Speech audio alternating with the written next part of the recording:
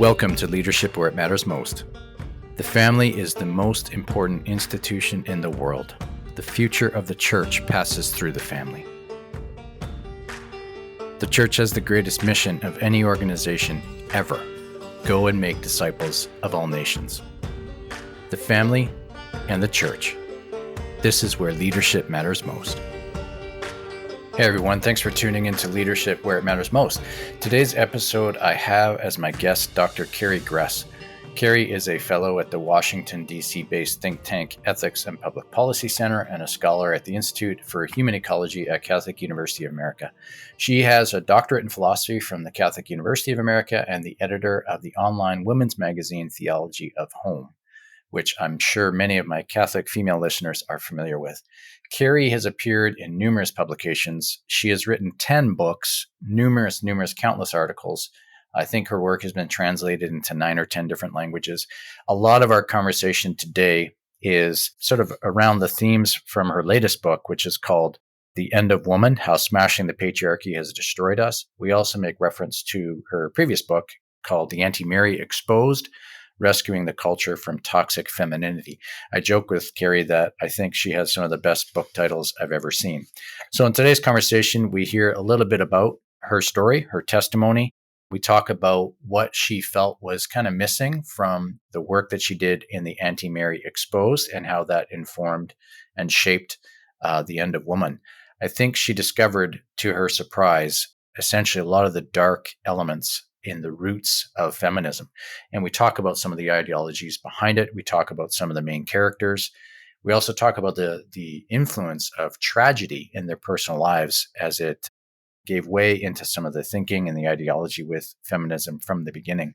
Yeah, so we talk a lot about where the hope is for women's advocacy, just the inherent beauty and goodness and the reality of the gift of motherhood and family life. So once again, this was a very rich conversation. I think I could have asked her 1,000 other questions, and we had kind of a nice, edifying conversation even after the microphones were turned off, which I really, really appreciate. So enjoy this episode. Dr. Carrie Gress is a real gift of clarity and thought leadership for the church today. So enjoy it.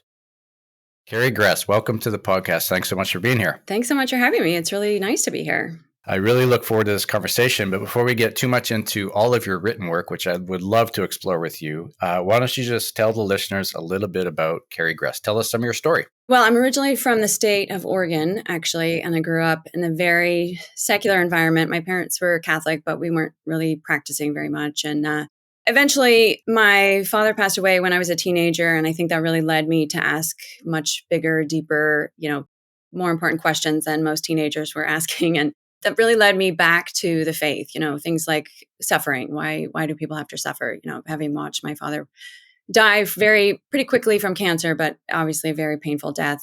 Those are the kinds of things that you're asking when you're a teenager and I think beyond. And so the faith was really where I found a lot of answers and solace and clarity. Then I went to the University of Oregon and had more questions because of course, everyone around me was very secular and I just didn't know how to defend really any of the things that I believed in. And so I eventually made my way to first doing a master's degree at Steubenville in philosophy. And then finally I did a PhD at Catholic University of America. One thing led to another. And I finally figured out that I could actually write. So I have since written a dissertation and that was 300,000 words. So most of my other books have not been anywhere near that big. So it's been great to write, smaller books that are more manageable and a lot more reader friendly. I obviously have an academic degree, but I got married around the time that I was finishing up my degree and really was committed to the idea of staying home with my children. And so we do a lot of balancing in our family, but thanks be to God, I am able to be home with them almost all the time. So that's kind of in a nutshell. I have 5 kids and live in Virginia now. That's wonderful. Thank you for sharing that. Now, you have amassed quite a body of written work. I think it's 10 books, obviously just countless articles. Theology of Body, the online magazine, Theology of Home. Sorry, what did I call it? Theology of Body. Yeah. You introduced to the world Theology of the Body. Yep. Sorry. No, we are recording this on the feast day of St. John Paul II, so maybe that was right. a good slip up. Good nod to him. A nod to him. Oh, we miss him. So in I think it was 2019, you released The Anti-Mary Exposed, Rescuing the Culture from Toxic Femininity. And I believe it's 2023 when you published The End of Woman, How Smashing the Patriarchy Has Destroyed Us. First of all, I don't know who helps you with book titles, but these are amazing book titles. They really are. So Oh, thank kudos. you. Thank you. But I'm Yeah. curious, like after writing something so wonderful as The Anti-Mary Exposed, like what did you see as an author that was missing that would warrant another lit review, all kinds of research, and eventually writing The End of Woman? That's a great question. When I wrote the Anti-Mary Exposed, and actually the titles, all of them have great stories behind them that maybe we can get into at some point. But the Anti-Mary Exposed, we didn't actually even know how to spell it first because we didn't know if it was hyphenated. It was just the word didn't exist. So that was pretty amazing Yeah. working with the publisher trying to figure out how do we spell it. But the thing about the Anti-Mary Exposed is it was so clearly directed at Catholics because of Our Lady at the center of it. And I just kept hearing over and over again from people, can you write something that I can give to Protestants? Can you write something that we can give to secular people, Jewish people, anybody? That was really what the goal was. And of course I couldn't just go back and like cut and paste the anti-Mary, and then just refigure it to a different audience. It just wasn't going to work. So I had to just really go back to the drawing board and figure out, what's the story that I haven't told? What are the pieces that I've been missing, and what is it that secular audiences need to hear?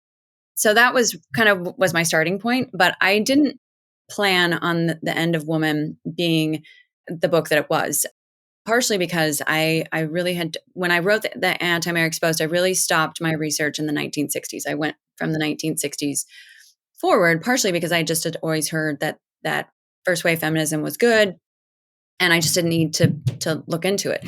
So when it was time to write The End of Woman, that's when I really decided, okay, I just have to go back and do my due diligence, take a look, see what's going on, in the midst of all of first wave feminism, and just really focus on that for a couple days. I thought it would take me a couple days to just look at the writings of people like Elizabeth Cady Stanton and Susan B. Anthony. And I thought, well, it's great. I'll get some good quotes that I can pepper the text with, and then just move back on to, the more second wave kind of content. And all of that just came to a screeching halt when I started digging into the first wave of feminism. My mind was blown. I couldn't believe what I was actually seeing there. And, so much of it was really gratefully because I wrote my dissertation on human rights. And so I knew well the whole French Revolution period. I knew the Romantic period. I knew, all of that era philosophically. So when I started looking at these early feminists, for everyone from Mary Wollstonecraft moving forward, there were glaring holes and serious issues that Catholics who are philosophers, you just can't miss. It's just so blatant that there was some real philosophical problems there. And so the more I looked, the more I realized, like, this has been kind of a train wreck since the very beginning. That's really when this pattern emerged, where I saw what we see in feminism today is really just a further expansion of what feminism already was, really in the early 1800s. I think that's when I've pinpointed the first kind of actual usage of the ideas that came to populate the term feminism. The term feminism didn't really congeal until about the early 1900s, but the ideas were already there, and that the concepts were already there, floating around and being used pretty liberally. So anyway, that's really where the book just took on a life of its own when I started digging into that. And it was really intense too, because I was reading all of these books that, none of them were sympathetic to my point of view. All of them were very pro radical feminist works, including one book in particular called Satanic Feminism, which was a dissertation by a Swedish scholar published by Oxford University Press. So, this isn't some sort of fluffy occult kind of book. It took me a long time to figure out that this book author was actually very much for satanic feminism. He really saw Satanism as the way in which women's liberation happened. And it took me the longest time to really realize we were on opposing sides on the topic, because it was so kind of a sterile text. And then when I did, of course, I looked at the book in a whole new light. But that's really how the book came about, was, again, just wanting to really speak to a different audience, not just a bigger audience, but a much bigger scope is what the book ended up being. Yeah. And I'm sure part of it, I think I've heard you talk about this, where, I think you had a hope that you would find maybe some virtue in first wave feminism, but it was quite shocking. Oh, I was really looking for it. Yeah. And in particular, there was three areas: the occult, this, free love kind of thing, and then the smashing the patriarchy. So can you just take listeners, maybe who haven't read it yet, they will after this podcast recording, but like, who are some of the main characters? What are some of the ideologies that really reveal how dark this was from the beginning? Yeah.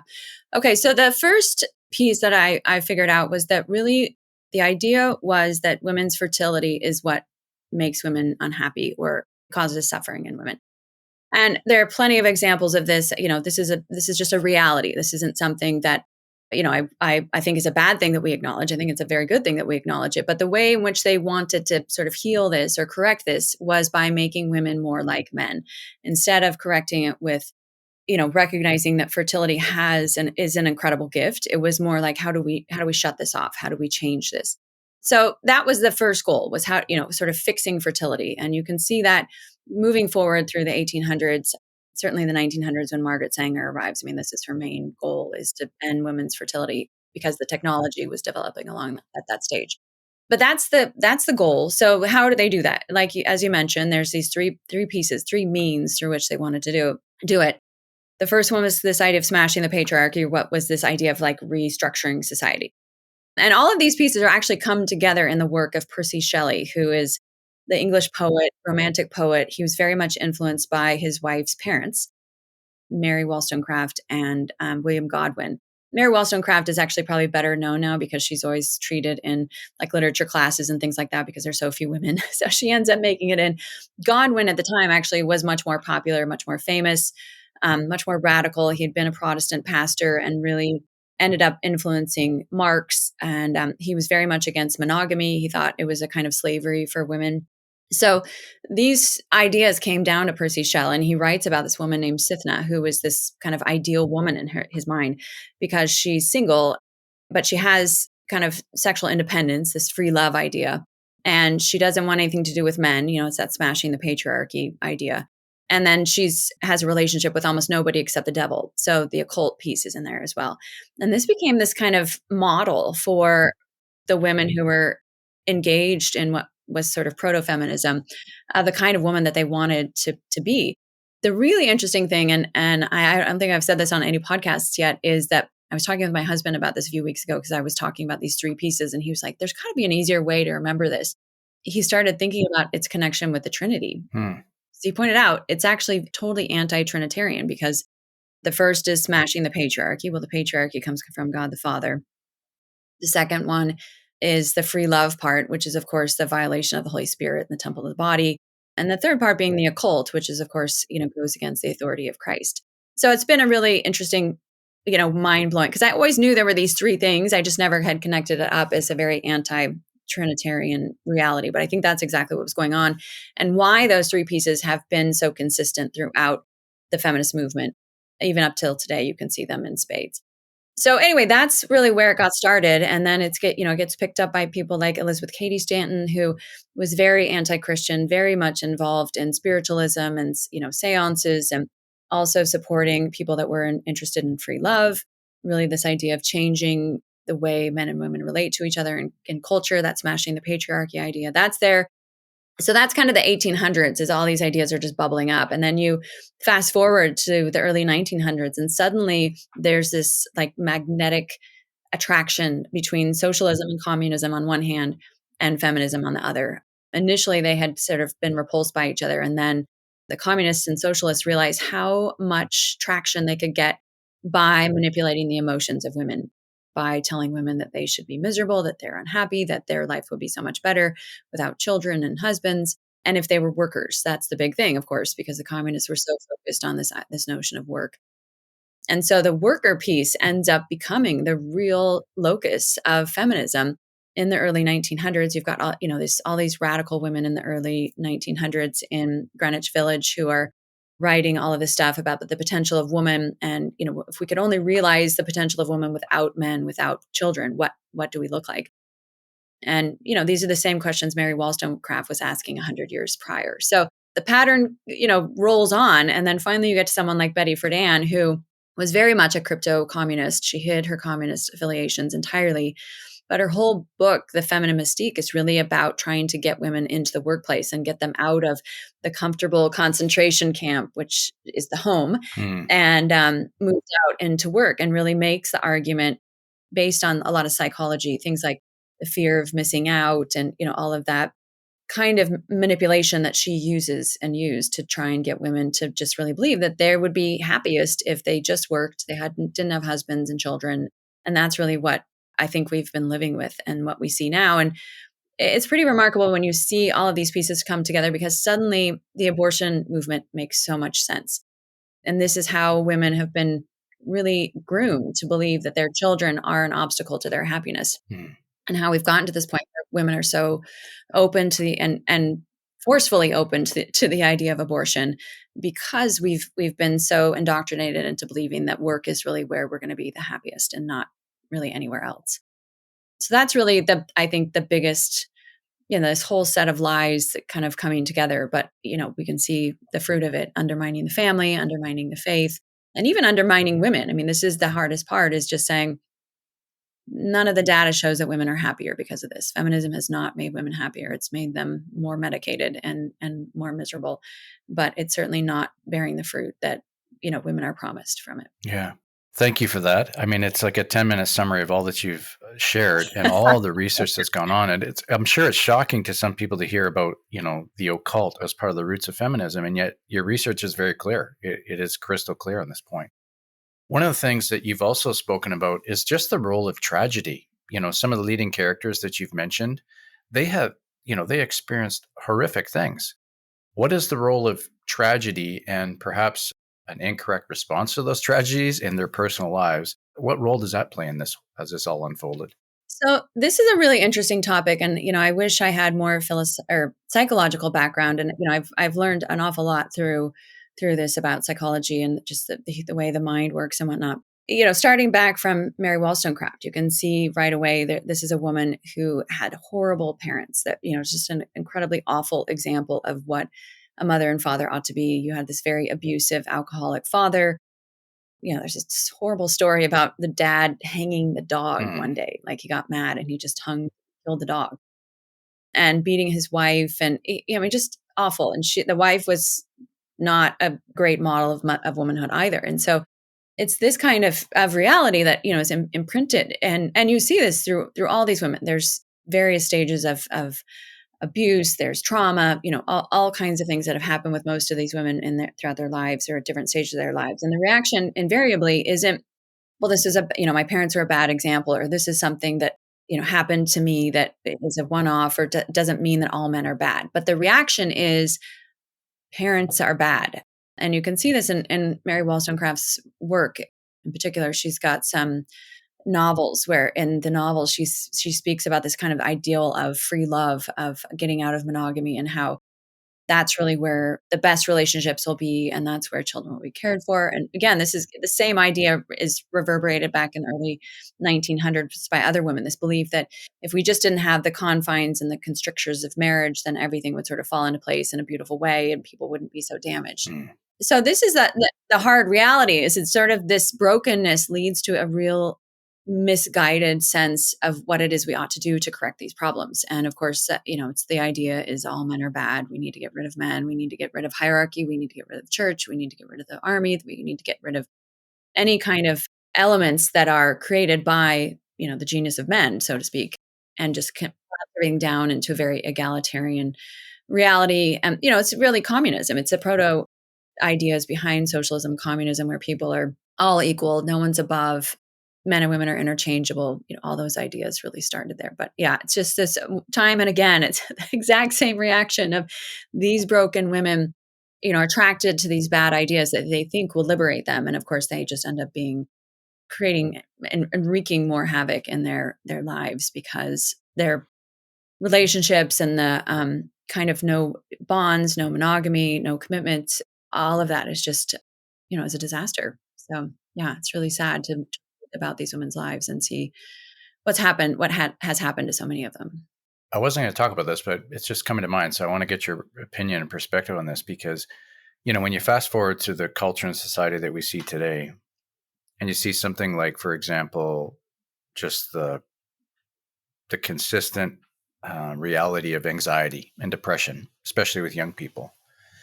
And you wonder, like, what is the cause of this? And, beauty will save the world. And one of the aspects of beauty that's saving the world is just the marriage covenant and the beauty of family life well lived, and how that's an antidote to the real issue of anxiety.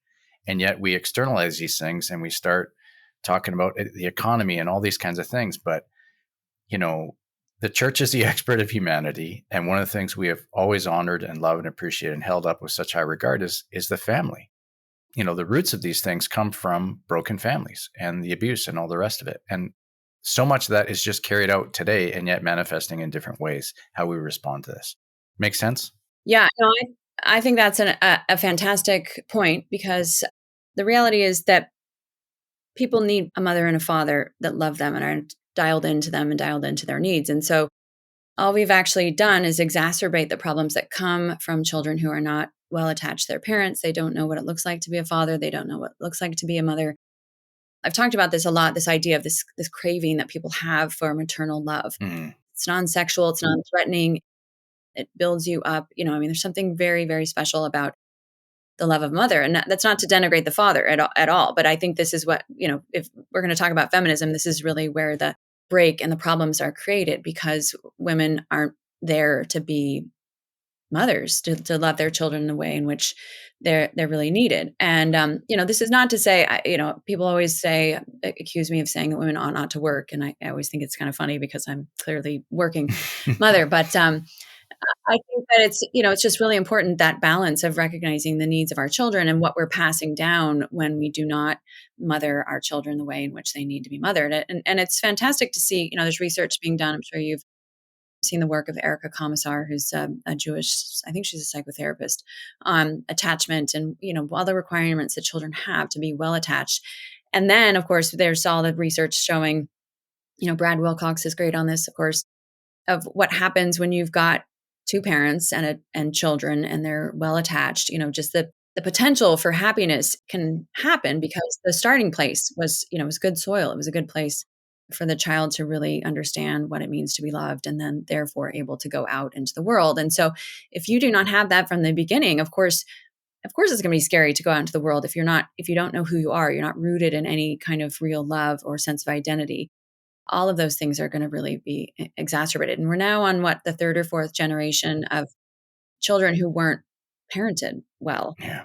I think this is what we're seeing, this mental health crisis. All of these things could be very simply solved by just recognizing that how important motherhood is, and what an incredible gift it is to be able to form the next generation. And this is really where the problem of the idol of work is what creates the problem, because it's very hard to do both. It's very hard to mother people and to work full time and just get it all done in a way that needs to happen. And I think the more we can press into the importance of motherhood, then a lot of these problems will dissolve themselves. But that's the big thing, is for 50 years, we haven't said one good thing about motherhood in the culture. Mm. It's always been the opposite, that kind of you go girl culture and that focus on career and not really recognizing the importance of those really thick and important relationships that our culture depends on for flourishing. Yeah. Now, I mean, you don't necessarily write with the intention of speaking to men as often as you do to women, which is beautiful and good. But one of the things that just struck me, Carrie, is that, this notion from the beginning that it wasn't advocating for women and for them to have opportunities that men have, but it's this sameness of men, that they'd be the same as men. And there's almost like there's a seeping into, I would propose there might even be a seeping into, maybe not in the same diabolical way, but a sameness even for men, that men who are good Christian men are kind and nice and forgiving and all these things. And yes, they are, but there's a complementarity that allows them to be distinct. And even last night, my wife and I were having a conversation with our teenage son, and how she approached it and how I approached it was completely different. But it was beautiful, and I think beneficial to my boy who's, dealing with something. And there's just this complementarity that is just so good. And yet this sameness is trying to wreak havoc against that. Yeah, no, I think that's exactly right. And, that's been actually one of the most interesting things about this book, is that the response that I have gotten from men, I did well over 100 interviews in the first few weeks when the book came out, and a lot of like talk radio. And it was just pretty amazing. At one point, one of the interviewers said, "We need you. Where have you been?" Mm. And it was just great because I wasn't attacking men, and I was trying to help them understand how the culture has gone to this place. I mean, obviously men and women, but I think that these books have allowed men to not feel shame or guilt and allow them to kind of see the problem in an objective way. And I've seen this in my talks too, just body language change of people when they start thinking about this in terms of this, women aren't awful because we want to be awful. It's because this is how we've been trained. This is what we've gotten, with our mother's milk, was this idea of beating the boys and whatnot. And so we don't have that compassion isn't always there, but we also don't recognize the way in which feminism really silences men. Very few men want to argue with women. Very few men want to, in any way, engage in a dialogue about feminism with women and feel like they're going to, it feels like kind of unwinnable. Yeah. So I think it's been great for both men and women to have these conversations. I know a lot of couples that have actually read the book together, and it's borne a lot of fruit because, and I know even just in my own marriage, trying to not be, domineering about certain things that I was kind of blithely unaware of. But, my husband at just certain points won't say something because he knows I'll be upset about it. And that was not what I wanted for my own marriage. I wanted to be able to discuss these things in a way that, my emotions aren't going to like trump the whole conversation. And so I think that's really part of the healing. It's almost like we've been in this really bad divorce that's been going on between men and women for a long time, and so many women are rallying around the women and so many men are rallying around the men in very unhealthy ways. But the important thing is to recognize that we have to have this complementarity. We have to be able to communicate with one another and figure out how to do that in a way that's fruitful and constructive. And as you mentioned about you and your wife, it's still different but incredibly useful for our children, and then even outside the home as well. So I think that that's a really important aspect that has to be there when we're talking about these issues, is kind of a charity for both sexes instead of just kind of this railing against one and the other two is really important. So I want to ask a question, and I know this isn't original to me, but I'd like to get your response, because some women who are listening might be thinking to themselves, like Dr. Carrie Gress, who has had the opportunity to get an advanced degree, who's had the opportunity, to launch a successful business enterprise. And those opportunities are the harvesting of all the hard work of feminism that's gone before you. How can how dare you kind of thing speak about the introduction of feminism into the world from this dark, kind of lens? Like, how do you respond to that? Well, I think the first thing is just to recognize, like, who would ask that question about any other area? Like, this is a fascinating thing to me, that how taboo it is to be able to question feminism. I mean, we would never say you can't question the church, you can't question the government, you can't question it. This just is not at all part of our culture. And so it's always this amazing dynamic to me that somehow appropriate for people to think that I shouldn't be able to question this thing from which I've benefited. So I think that's the starting place, is to really say, look at the data. Is this helping women? Is this, what's it doing? But as far as, my degree and work and whatnot, obviously I'm incredibly grateful for the opportunities that I've had. But the amazing thing too is to just start looking back at the history of the movement and just to see how so much of it actually wasn't really feminism per se. It was actually things like industrialization, which gave people more cash in their pockets. So suddenly schools are available to women in a way that they weren't before, because no family could afford to educate their daughters as well as their sons, because they need their daughters at home. Like, all of these major changes that have happened in technology, I think have actually done a lot more for women, which of course has been developed mostly by men, than feminism itself. I mean, it just, the huge changes in education and opening it up to women, all of that was already starting in the 1800s and happening because of this increase in economic terms. And then, of course, there's things like washer and dryer. Mm-hmm. I know that most of my life I can, accommodate the needs of my family because I have a washer and dryer. I have two sons that I load it and they take it from there, make sure it gets through the process, and then I fold it and everybody puts them away. It's at the dishwasher. It's, food delivery. It's frozen food. It's, it's even the car that I drive. All of these things that we have at our disposal that allow us to have free time in a way that we obviously wouldn't 100 years ago if we were out, going to our garden to prepare for winter. And, grocery stores didn't even exist the way that we know them today until about the 40s. So anyway, I think that question it just starts from it's a wrong starting point, because all it really does is protect feminists that are promoting ideas that are actually really damaging to women, I think, and damaging to society and culture and beyond. So many of us have think that way and have thought that way, and I know I even thought that way for a long time until I started really realizing, like, how come there's this taboo that I can't look behind the curtain, so to speak, and really see what's actually going beyond, but I have to feel so indebted to it. Mm, We would never think that that's healthy in any other context. So I yeah. think it's certainly healthy here too to start bringing these things out. It's interesting because as you were going through some of the lists, like technological advances and all those kinds of things, the first person that I actually saw address sort of this disproportionate appreciation for feminism that has led to, many opportunities for women in the modern world was actually Jordan Peterson.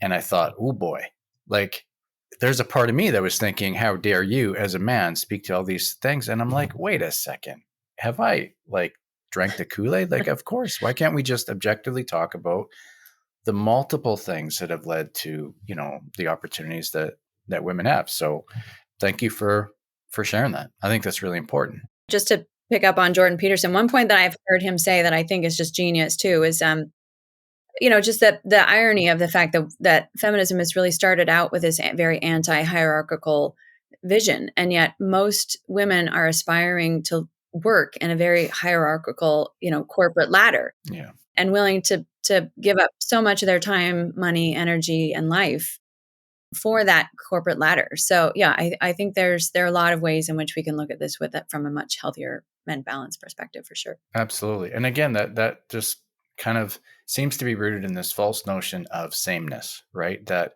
if we want to honor the dignity of women, let's talk about what they bring naturally, which is so many important things, let alone pursuing C-suite and all the rest of it, which they're obviously capable of doing. Nobody would deny that. I want to present a situation to you and get your perspective on this. So I have a long-term friend who is very successful in her career. And she made the observation to me a few weeks ago that really struck me. And I'm curious what you think about it. And essentially, the essence of what she said was that what she's noticed kind of in corporate world is that women are typically promoted based on the accomplishments that they've already done to date. Whereas sometimes men are promoted based on the potential they have in the future. Now, I can't empirically tell you whether that's true or not, but that's kind of her observation. And I thought, that's interesting, and gave me pause. Now, I present to you that as a situation, but I'm just wondering, what are the things that we should be advocating for if we want to support the equal dignity of women? Is it things like what my friend issued as an injustice?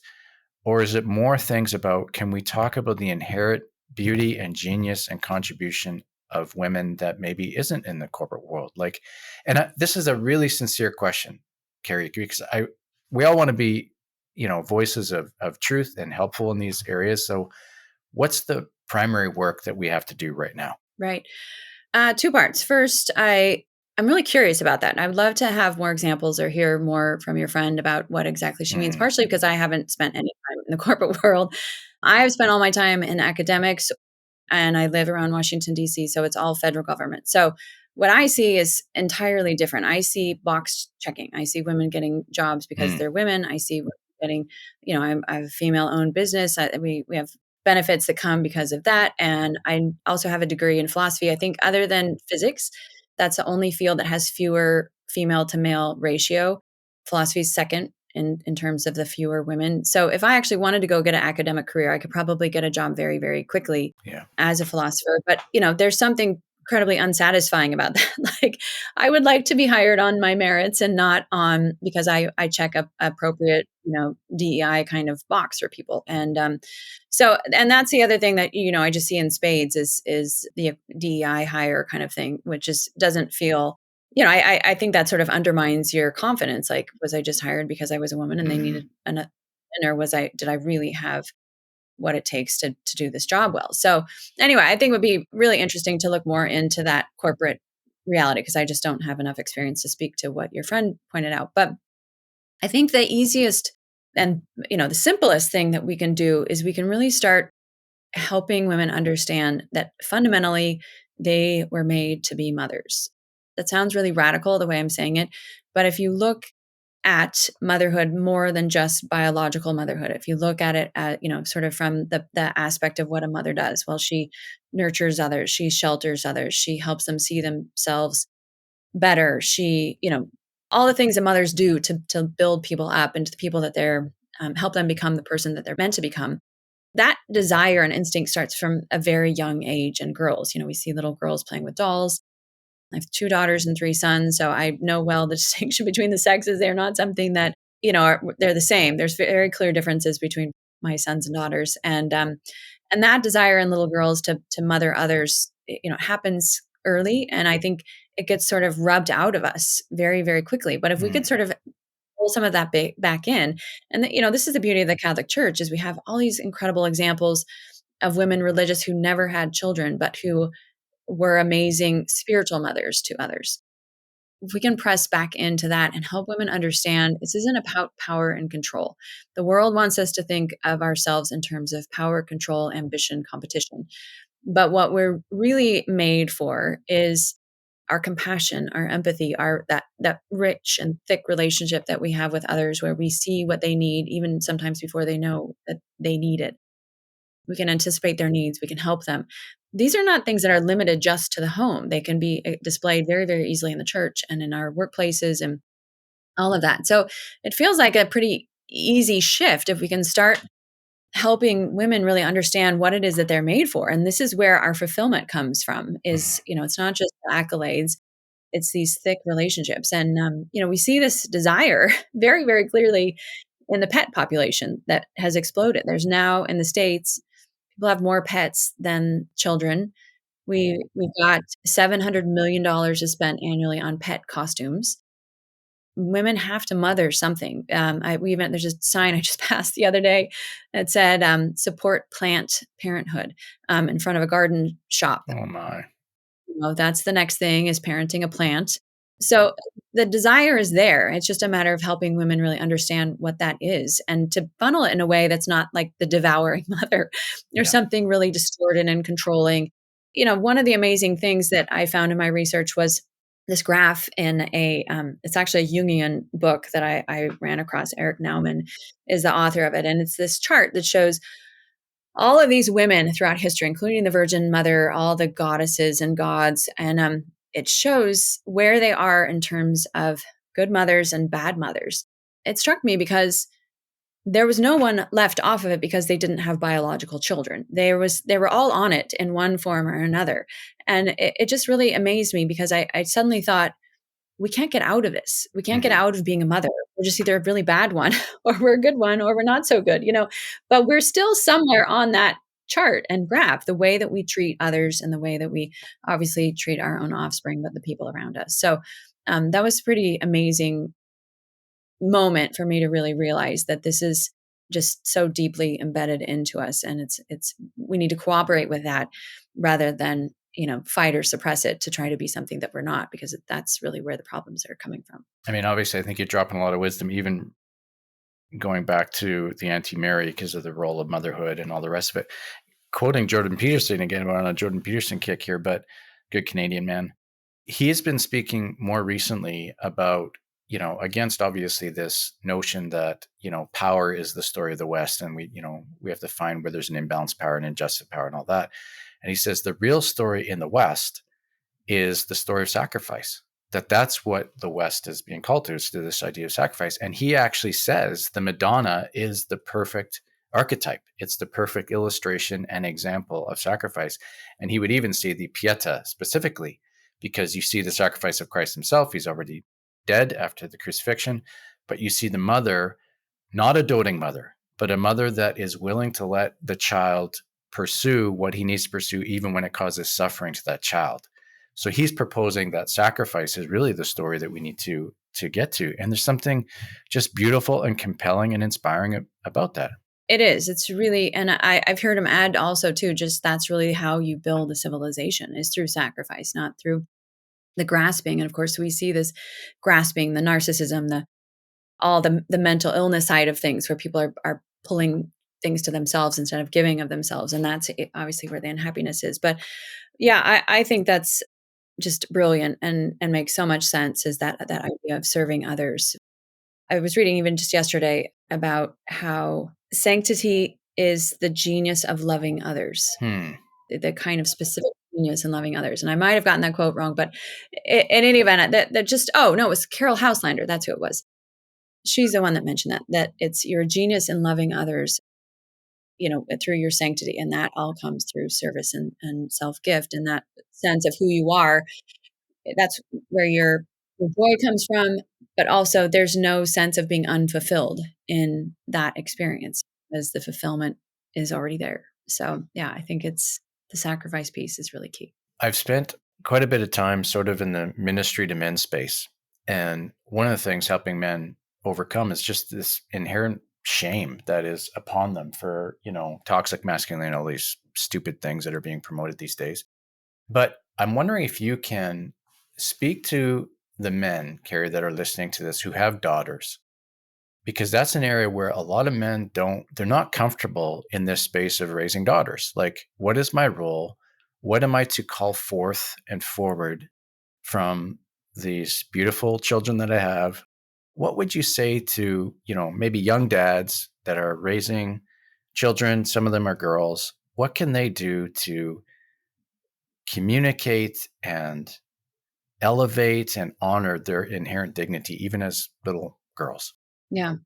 I would say the first thing and the best thing you can do is really delight in them, to just let them know how much just their pure existence delights you and how important that is to you. And for them to see that kind of love, that's, they're not doing anything other than being who they are. And that's enough. I think that's incredibly important. I think the other thing that feels hugely important is to really work to protect their modesty and their innocence. This is the one area that I am just completely confounded by. And maybe you can answer this question better than I can.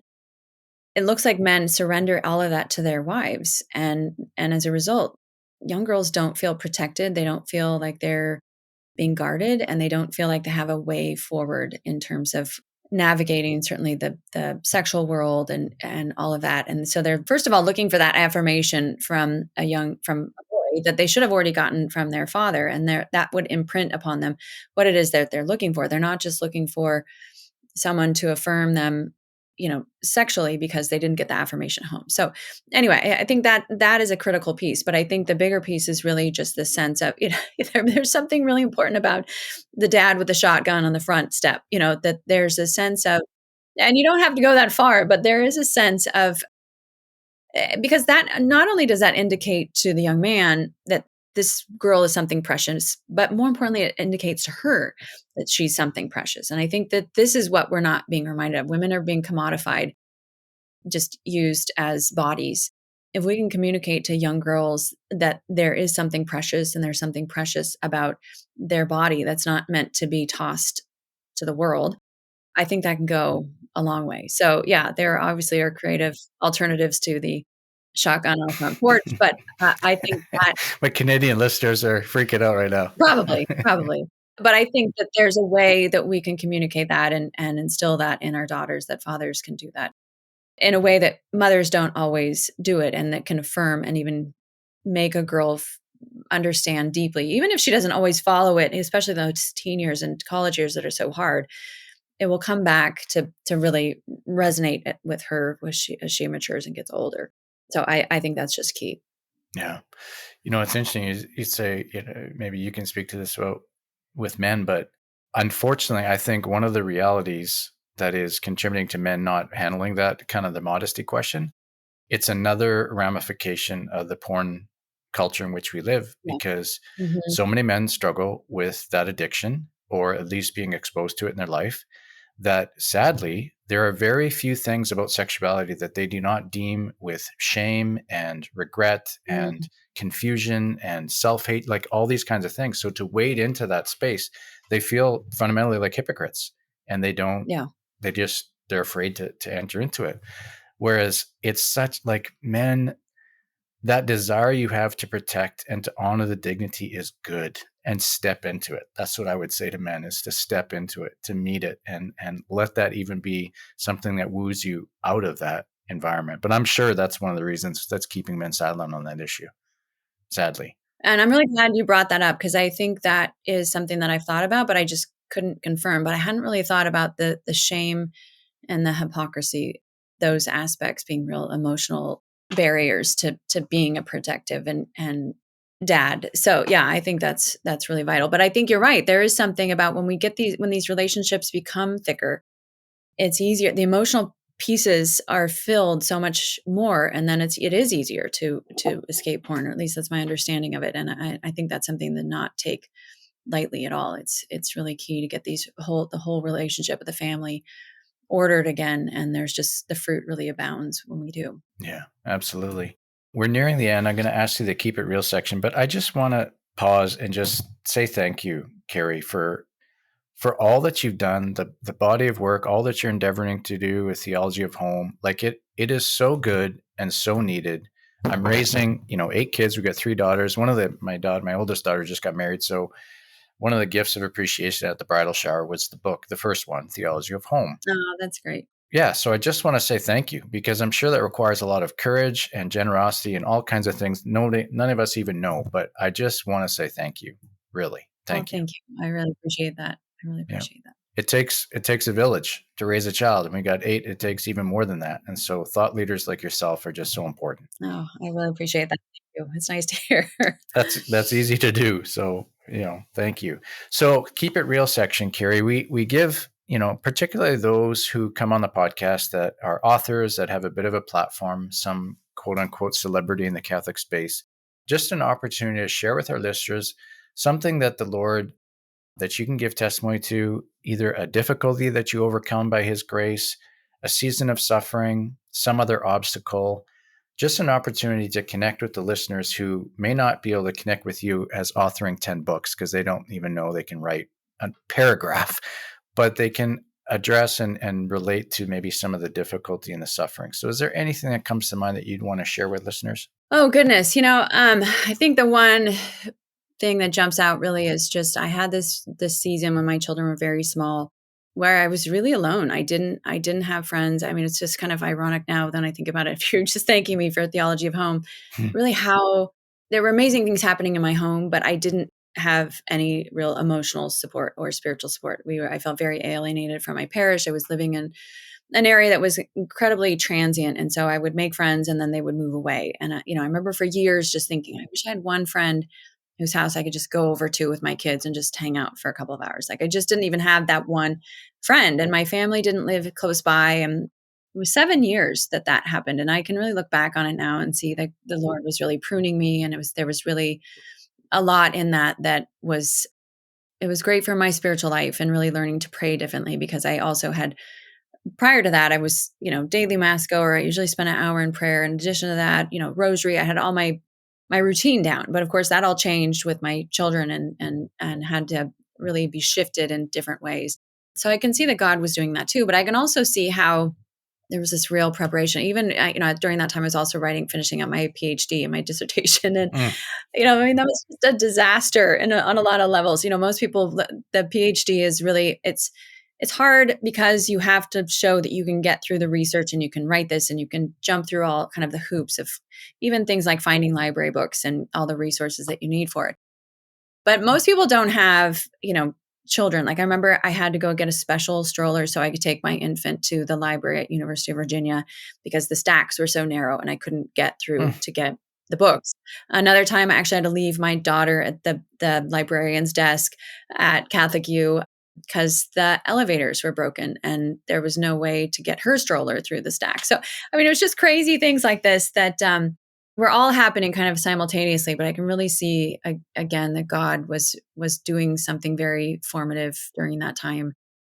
both with the suffering of the, understanding that lack, what happens when you don't have support, when you don't have community, when you don't have that village to help raise your family. Just, what are the things that we need as women to keep feeding us? And I think Theology of Home probably came out of that in a lot of ways. And then the other thing is just to see how, completing that dissertation, I even brought one of my kids to my defense because I was still nursing and I lived too far away to leave him home. How that dissertation has really led to my other books, because if I didn't know how to research that and all the work that was involved in that, I never would have written these books. So anyway, I guess it's just, that that richness of that desert, and really the fruit will be born of it, even though, of course, at the time it didn't feel like anything. There was never going to be any fruit, and it just felt interminable and really challenging. But it's a season for which I'm incredibly grateful, despite the fact that it was incredibly painful. Thank you, Carrie. Thanks for sharing that. The phrase, and I forget who said it, a saint, but that which is assumed has been redeemed, or only that which is assumed has been redeemed. And it's so comforting when we study the life of Christ. For Catholics, an appreciation of Our Lady, who had their own periods and seasons of feeling absolutely alone. My wife had a powerful encounter when she was in the Holy Land in the Church of the Annunciation. Just this moment of recognizing how alone and isolated Mary would have felt when the news first came, right? I mean, who do you share that with? Who else has had that experience, right? Like, nobody. Right. Yeah. She's not texting anyone. You'll never guess what happened. Exactly. Yeah. All of that. And yet it's more words that, whenever we go through suffering, Jesus is just so close to us, and there's always grace there. So thank you very much for sharing that. Yeah. No. Thanks for having me today. Absolutely. What is on the horizon for you? Are you writing another book right now? Oh, goodness. Right now I have a couple of book ideas in mind, and I'm not sure what's going to happen. Where Theology of Home continues to grow and expand. So yeah, I've always got something sort of cooking, and I actually feel like more in my own skin when I have a book project happening. And that's really my first love is the writing. Hopefully I'll get something figured out soon, but the books that I'm looking at right now are kind of more of a Theology of Home type book. It'll be a different name and kind of a different direction, very heavily illustrated. I'm really feeling like that is an area that as Catholics we need to press into more, that kind of magazine, coffee table book style, that the images are incredibly important and communicate a lot. The book publishing world is challenging right now because everybody is, putting stuff online and people don't have attention spans and all of that. And just the success of Theology of Home 1, I think, really tells me that this book, there's a lot more room for books like it. So I'm looking at that. Otherwise, I'm kind of at the stage. I have a 15-year-old and my youngest is 4, and I'm really just trying to be present to them in all the different ways in which they need, all 5 of them, and they're all in different sports and things like that too. So I'm able to spend a lot of time just being with them, and that's been really great. Feels like I could probably be doing a whole lot more, but it's just nice to be able to recognize that that's where I need to be right now instead of all over the place and neglecting them. There's nothing more important than family. So that's awesome. Where do people find you online? Is Theology of Home the place to go? Theology of Home is great. They can also find me. I have a scholars page at Ethics and Public Policy Center. CarrieGress.com is also where I think my articles for the last 8 years or so are all cached there. So those are the best places. Wonderful.